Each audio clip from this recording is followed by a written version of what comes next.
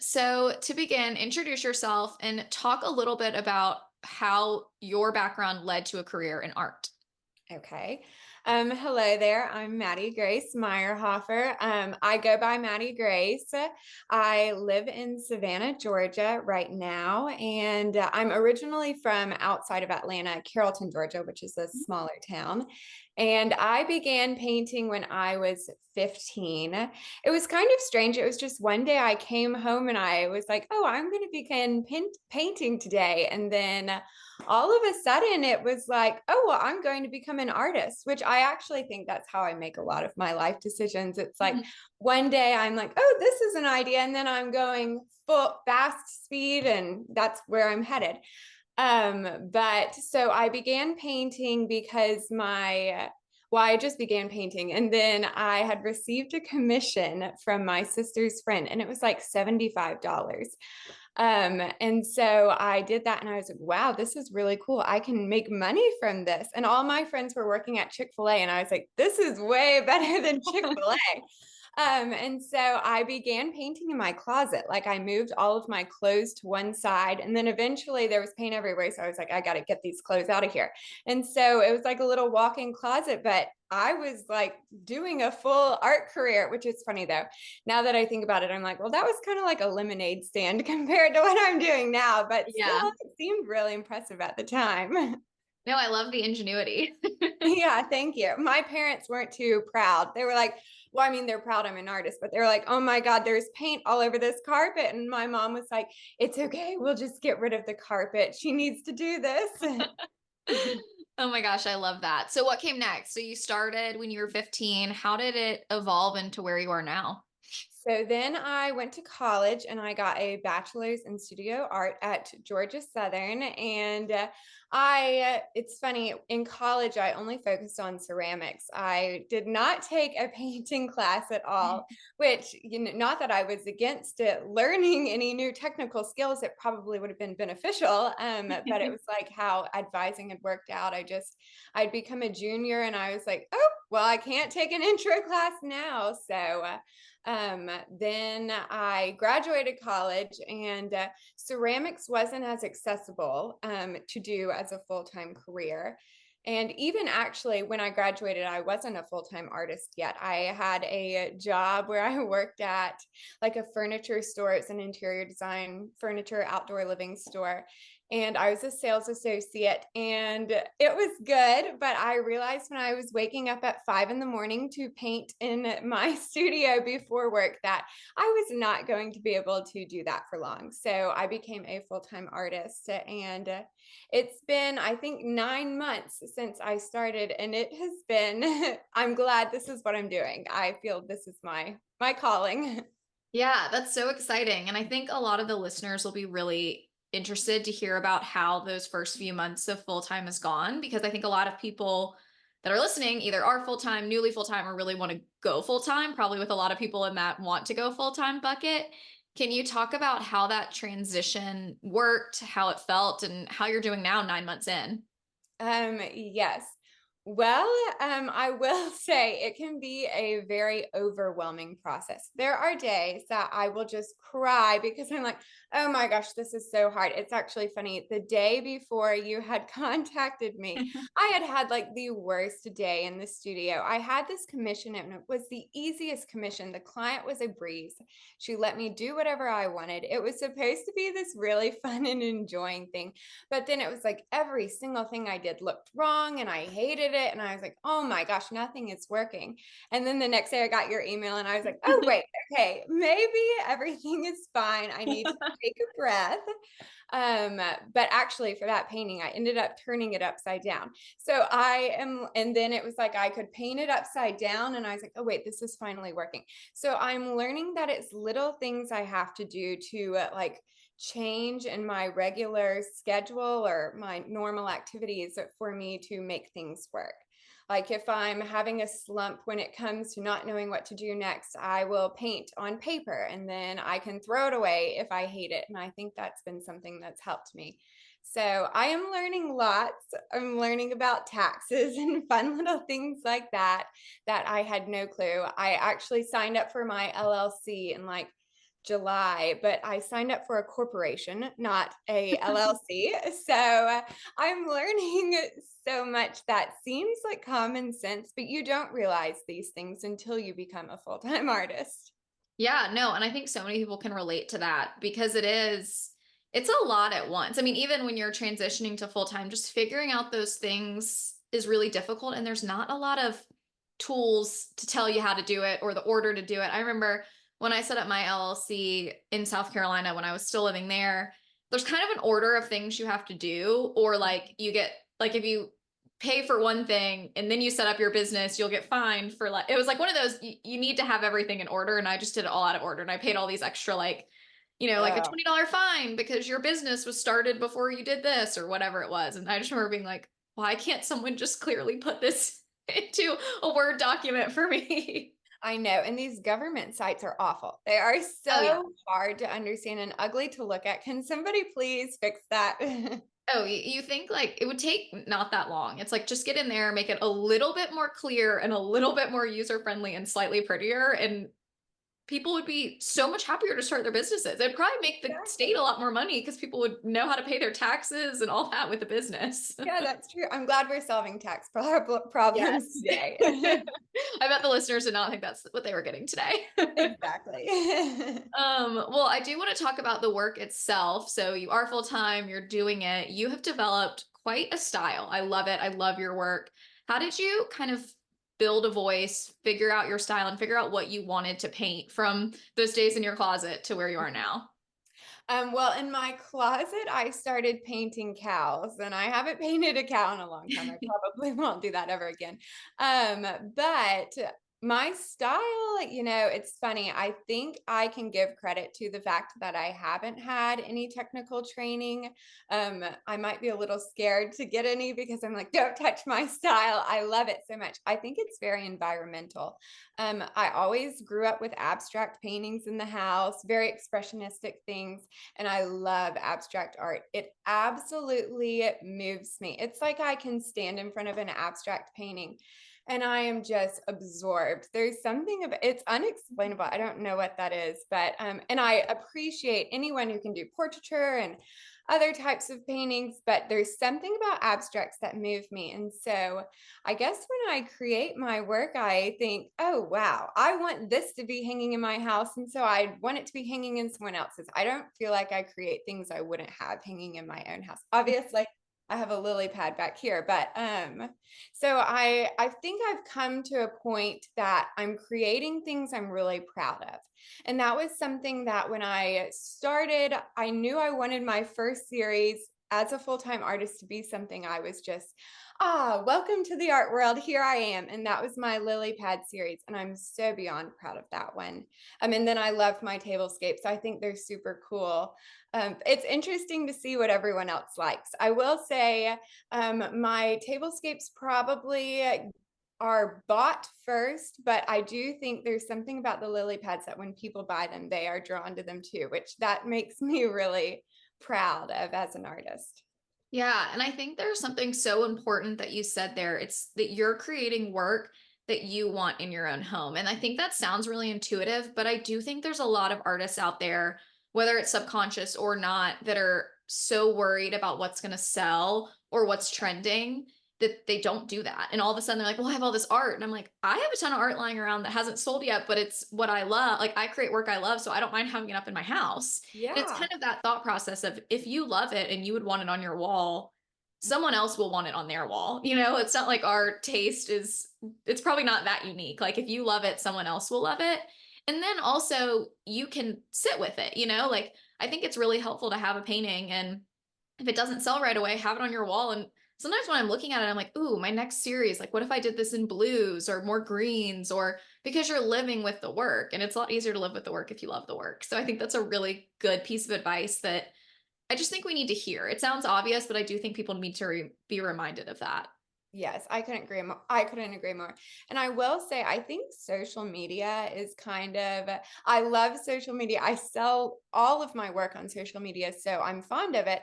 However, sometimes I will post a painting that I adore and it gets no engagement. And Mhm. that can be kind of heartbreaking. It's one of those things you have to remind yourself, oh, it's okay. That's usually when I stop, I pivot, and I think, okay, well, how can we get this painting to the right audience? Because obviously someone else just hasn't seen it that loves it yet. And I think that can be a really challenging thing. And also, I think with social media, it's easy to be influenced by what you see other people are selling. And I think that's one thing I have to remind myself, and I try very hard to create things that are very unique to me. I don't ever want to cross the line where I'm mimicking other people's styles or mimicking other, it's just something I do not ever want to do. So I think that for you to say my style is very unique is such a compliment. Thank Yeah, you. but I think that takes a lot of confidence and courage to like really say what you just said about, sometimes pieces don't get a ton of engagement, for Mhm. example. Like I think it takes confidence to say, okay, it didn't get engagement, but how can I find those people? Or maybe the algorithm's just not working with me this day. Yeah, Like I think for me, exactly. I've definitely had periods in my life where I haven't received engagement and I've thought, it's terrible. And then it's Yes, like, no, that's not the way we need to think. So I love that you're so confident in the work. And I think it really shows. And you should be. The work's fantastic. Do you thank think you. that's a skill that you developed over time, or have you always kind of felt this way? Oh gosh, I don't know. Arrogance might be one of my personality traits, and I think you might need it to be an artist. But yes, I do think that I have become far more confident just growing up. You know, when I first started painting, I explored everything. I mixed house paints and watercolors. I did everything you possibly were not supposed to do. And I think that has helped me to now be more stable and be like, oh, well, I know this works because it's tried and true. And I'm still Mhm. exploring. But yes, I do think that's something that comes with age. I am only 23, so I can't imagine how arrogant I'll be in 20 years. Yes, no, you are young and you have so much time ahead of you. But I do think a lot of the stuff you're saying, I think is so wise. I mean, I really do think you're figuring a lot of this stuff out, which I think is so, so, so important and important for other artists to hear. Something I do want to ask is, you've mentioned the lily pads, you've mentioned the tablescapes. I think there's a through line and it all feels like you, like your style because of the way you're painting and the palette. How do you stay inspired and how do you come up with new ideas? Because I feel like a lot of artists have this fear of like if they branch out too much, it might not feel like them, but also, we don't want to stay in too tight of a circle and then we get bored with what we're painting. How do you stay inspired and how do you come up with your different series? Well, I think that, wow, that's a good question. I think that it's important as an artist to have a soundboard. I have my mother who is my fabulous brainstormer. I am able to bounce ideas off of her, and she is also able to give me every single one of her ideas. And I sometimes have to say, "Whoa, okay, we have enough on our plate right now." But I do think it's very important to have somebody you can speak through your ideas to. I'll say, oh, well, do you like the idea of doing, I don't know, I guess lily pads? And she was like, oh, yeah, go with it. But I think that's very important. I think when you're an artist, sometimes it can be so isolating. And it's Mhm. hard if you don't have somebody to talk to or, bounce these ideas off of. That sounded way better when I started, and then I feel like I veered off. But yes, I do just think it's important to have someone to speak to. Definitely. And I think finding a couple of people, even people that aren't in the art world too, it's like people that can just give you Yes. an opinion, right away. And I definitely felt that way with my parents at a point too. I would just ask, and it was really interesting because I'd ask my mom and my dad because my mom's an interior designer, but she's also loves everything I do. And so sometimes I'm like, okay, but really? And then my dad's an engineer and he's like, well, it's abstract. It doesn't look like anything. And I'm like, yes, but do you like it? And so you kind of Yes. get these two opinions, which I always felt was really helpful. But I do think having a sounding board of sorts is always helpful. Kind of going off that, what are other ways you have personally grown and you've worked to grow your business? So these could be word of mouth, designers, Instagram, social media. I think you have TikTok too. Like what has really worked for you for growing your business? Well, word of mouth. So when I was living in a small town, that was my go-to. Mhm. That was fabulous. And now that so now I'm new to Savannah. And Savannah, word of mouth has also worked with that. And I feel very fortunate. That's one of those things where if I get invited to do something, I do it. There was a moment where I was saying I didn't say no to one thing. I said yes to everything. If there was a live painting, I was standing there with my easel. I Right. think it's just good to take every single opportunity because word of mouth is so influential. And that's really how people have found me. Social media has also been one of those things that shocks me. I sell so much on Instagram and TikTok that I didn't know that was going to be how things like that worked, but it has. Instagram is really one of those that's just, I guess it's tried and true at this point. We've been doing it for a while. Yeah. So and one of those things about Instagram is I get so caught up in my head about how I need the aesthetics to be perfect on my page. And I probably wasted so much time with that. However, I do think that's a branding technique. And I think that people see your Instagram page and they think, oh, well, yes, she has it together. And I like this piece. And so I think that's been a very powerful platform to use. Definitely. I think you're doing such a great job on Instagram. I do want to talk about TikTok because I think that's something a lot of artists are interested in exploring. So I want to talk about first how you got on that platform and how you use it. And then I want to talk about how you started sharing your prints on that platform too, or how that helped kind of elevate your print sales. Okay. Well, TikTok, first of all, I was very anti TikTok in college. I was like, no, you guys don't need to be on this app. It's addicting. It's a problem. And it is probably addicting. And I never thought I would be selling my art on there because in the beginning, people were just dancing on it. And I think that's a lot of what older people think. They're like, oh, people are just dancing on there, which they do that too. But they also really enjoy looking at videos of you painting. And so that's how I use it. I post videos of me painting like little clips, which then in turn go into Instagram like months later on Reels, and you know how that works.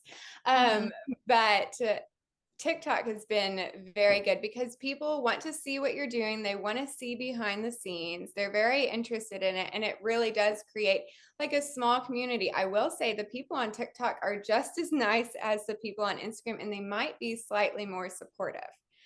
With that being said, I would post these videos of me painting and I would be harassed that please make prints, please make prints. And it was not anything that was on my radar.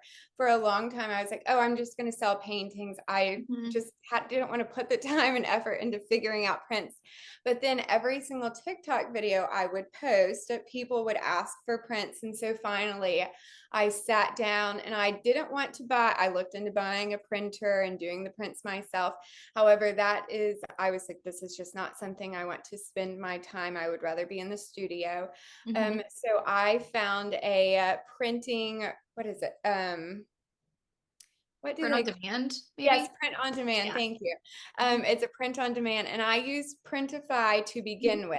However, I do not suggest that company because it was like it started off very well. Everything was running smoothly. You upload your designs, and then people order them. But then packages started coming damaged. It looked like the UPS people had kicked them or something. Like, Yeah. I don't know why. People would send me pictures, and I would just think, oh my God, this is such a stress. This is not what this was meant to be. It was Right. supposed to be a passive income, and then I'm dealing with all these problems.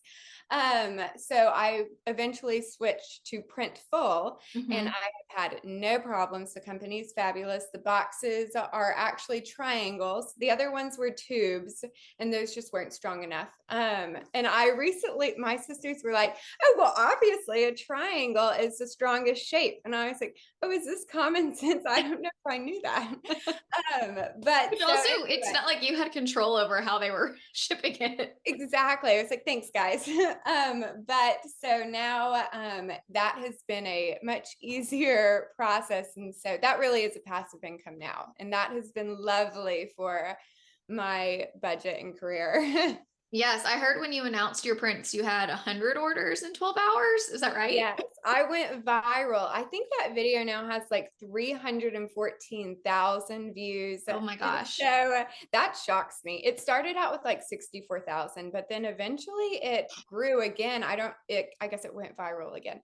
Mhm. But so that was wild. The problem with that was so I had put my bank account, you had attached it to the on-demand printing, but they would charge you every single time you got an order. And it would take a week for me to receive the money. So I ran out of money in my bank account. I maxed out 2 credit cards trying to Oh my supply the gosh. funds to get these printed. But that's a learning curve. How would I have known that was going to be the case? Mhm. Eventually everything evened out. But yes, I had 100 sales, and that was really cool. I mean, that's amazing, but also what a great look in the back end. Like maxing Yeah. out the credit cards, the damaged packages. I do think that's something that's so important that can get overlooked is with these print on demand, thinking about how you want them to arrive. And so I always recommend people order a couple of prints, one to make sure that the prints look good, but just have it sent to yourself and see how it, does it look like it's in a sturdy package? Because Absolutely. that's the biggest issue with art, I feel like, is getting it there. And so I think you learned, and now you seem to have a great system. Yes, somewhat. Would you say, just touching back on TikTok versus Instagram, do you think you sell more prints on TikTok and more originals on Instagram? Like, do you think the audiences are different, or do you think Yeah. there's overlap? I might just be reading into this. Oh no, I think I've only sold one commissioned painting on TikTok, but the rest have been prints. And people are so cute. They say like, "Oh, I'm saving up for an original one day," and so it's fun because I know I'm building this group Yeah. of people that will. I think they'll follow me. I hope they will. They're telling me they are, but so I think that's lovely about TikTok. But I do think there are far more original art sales, and I think it's because the people on Instagram are more established. They're older. Hmm. They're probably going to be buying original pieces of art. I will say with the prints, it's funny because I receive so many emails and so many questions, and you don't get that with the original art. It's like people know they want to buy the art, and when you're buying a print, it's just you're not ready to buy art yet, and so you're buying that print and you're just not sure about it. So they can be kind of a headache, but it is a good source of income. Yeah, no, I think that's great. And that's just an interesting thing to think about because I do think people kind of think Instagram's a little bit older, TikTok might be a little bit younger, even though I think TikTok has a lot more age range now. Yes. But it is a really good funnel. Like if you are doing prints, like could you build your audience? I mean, obviously you can still be building it on Instagram, but you can build a really great print audience on TikTok that, as their income rises or they save or they get to know you better might then become someone that buys an original. I think that's great. And it's just a great platform if you're wanting to sell prints. So that's a great piece of advice and a good story that I think people will learn a lot from. Perfect. You also work with a lot of galleries, and I think you're in some stores. How did those partnerships come to be, and how have those helped you to grow? Okay, so that has been very beneficial. So my first gallery was Purple House Gallery, and I got into that in June of 2023. And they actually reached out to me, which was so fun. I've never had anyone reach out to me. At that point, I had applied to probably 20 galleries and got no response from anyone. So to be reached out to, I was like, oh, this is such an honor.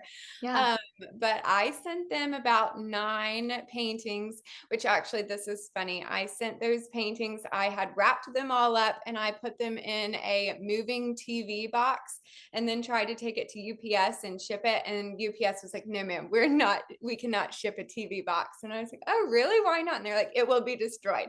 So that was something I learned that day. Mhm. Um, but so they have sold all of those 9 paintings and recently we've restocked. But so that has been so cool to see. And that's in Gainesville, Georgia, which I'm honored that, oh, I'm now making it to the middle of the state. Let's see where I go next. Yeah. And then Well and Wonder, I recently joined, which has Mhm. been such a fabulous way to sell art. And that has been so incredible. That has been a dream since I was in high school. I When I love Well and Wonder. Oh, me too. When I was a freshman in high school, I saw, or I guess I was I think I was a senior. I had just started painting.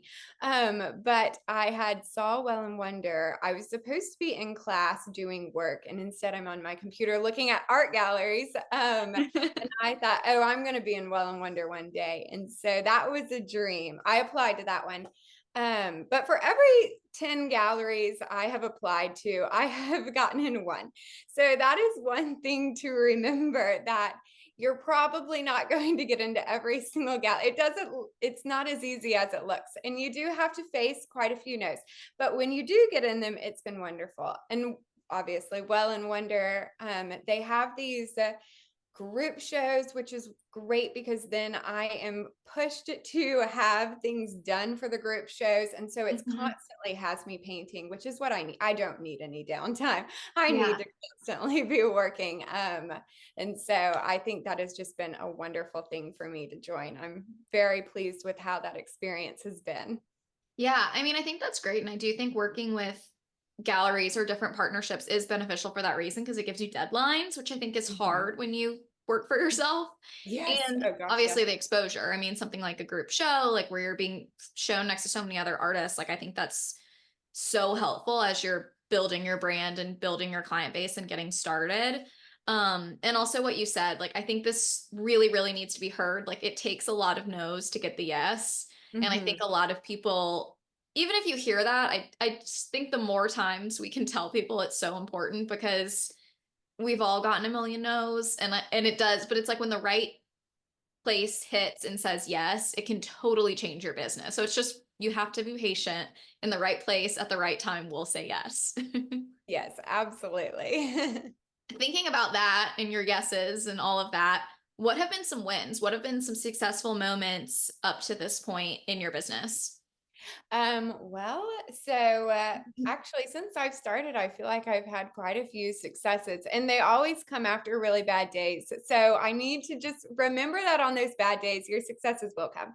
Yes. Um, I was on the cover of our local magazine in Savannah. That was super cool. I didn't know I was going to Gosh. be on the cover.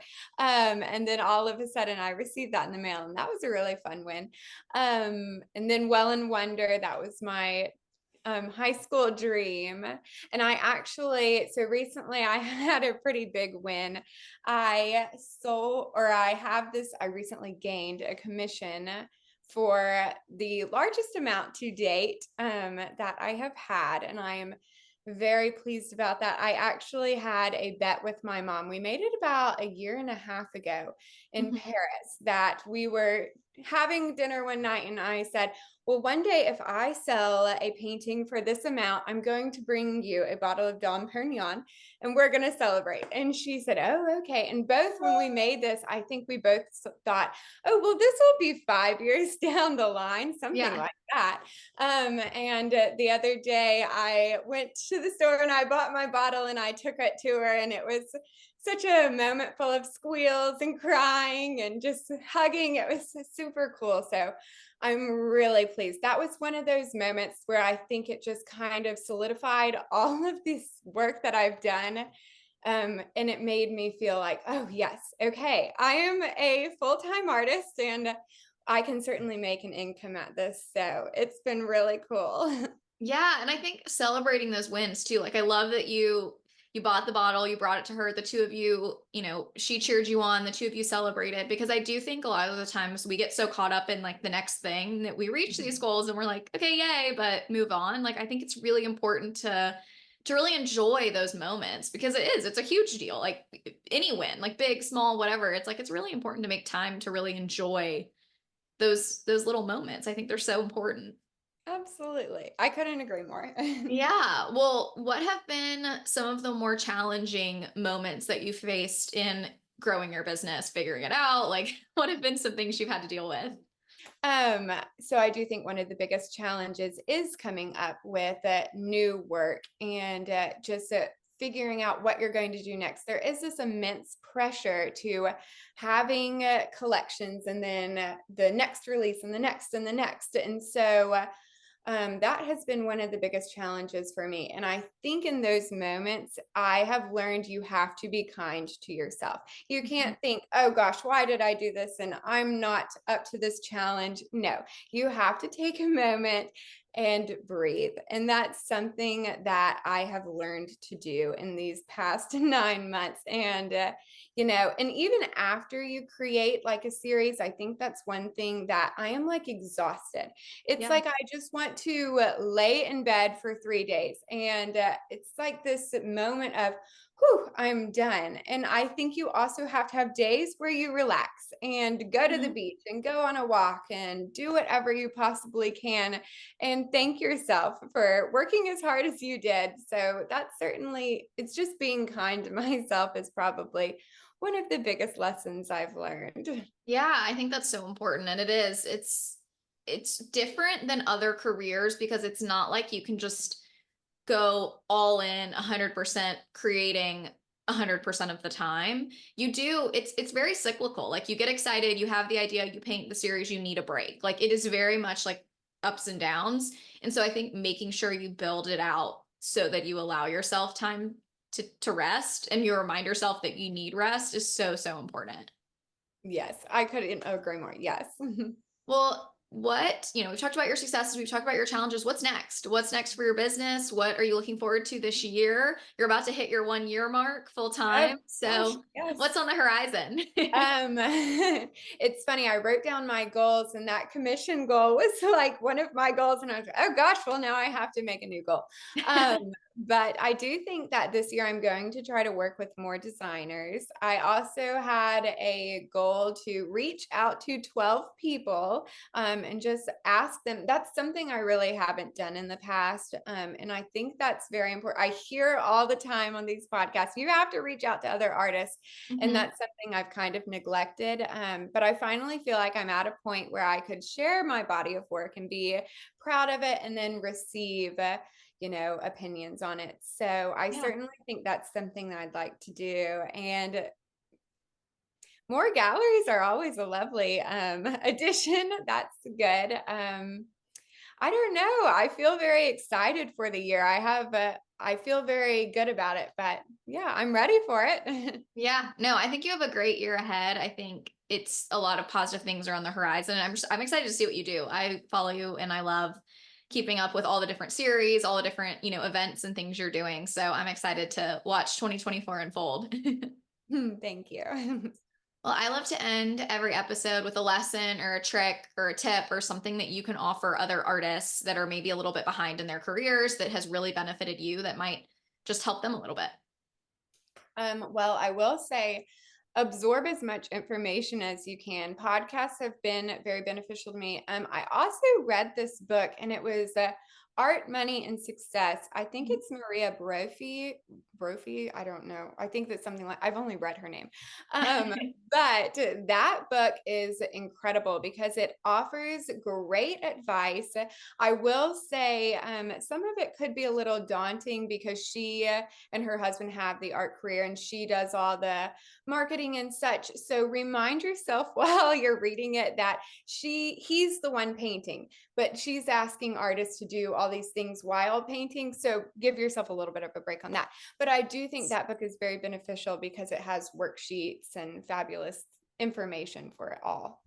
I love that. I think that's a great piece of advice. Well, this has been so helpful. Tell everyone how they can find you, learn about you, buy from you, all of your different links, website, everything. Okay, you can find me at maddiegraceart.com. My Instagram is Maddie Grace Art, TikTok, Maddie Grace Art. Don't look for me on Facebook. You probably won't find me there. But yeah, please reach out. I'd love to hear from anyone. Yeah. Well, thank you so much for your time. This was wonderful. And I have followed you for so long. So I loved hearing your story. And I'm sure so many other people will too. Oh, thank you. This was such a pleasure.